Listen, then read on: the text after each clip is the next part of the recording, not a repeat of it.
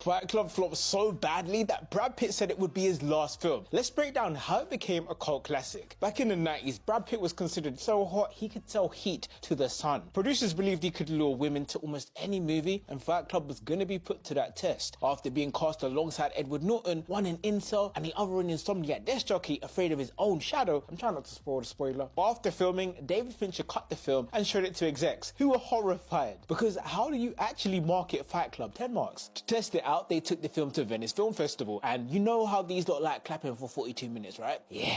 Fight Club was so sickening. Not only did several people get up and leave, but they got booed by an angry crowd. Brad and Norton couldn't believe it. Now, Pitt reportedly turned to Norton and said that this would be the last film he ever acted in. David Fincher, what was going on? To promote the film, he was suggested to get Pitt holding the famous pink Fight Club. So, execs hated this, naturally. Then he got Pitt and Norton to shoot weird, obscure adverts in dark, dingy places with a link to the website. Execs hated this too. In fact, they hated it so much, they pushed the release date from summer to autumn. Execs then went down the path of promoting it at WWE events, but when journalists quizzed Pitt and Norton about the film, some like Jimmy Carter were confused what it was even about. See, Fincher didn't want to promote the film as aggressive, but a statement about society. But with so much confusion about what the film even was, the day of release arrived. Cinemas were empty, the film was a flop, and they only made a $40 million profit from a $63 million budget. Fight Club went down as an obscure mess. That was until the video released in 1999.